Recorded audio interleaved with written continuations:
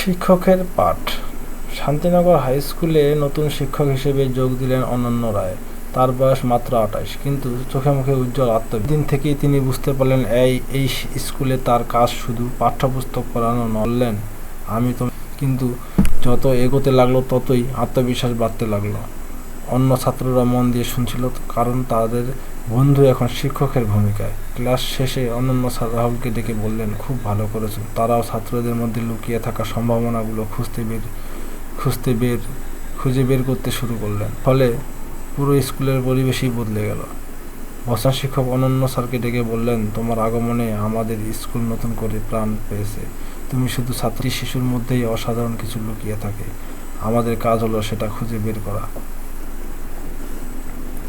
সেদিন সন্ধ্যায় বাড়ি ফেরার পথে অনন্য ভাবছিলেন, শিক্ষকতা শুধু একটা পেশা নয়, এটা একটা মহান দায়িত্ব। প্রতিটি শিশুর জীবনে পরিবর্তন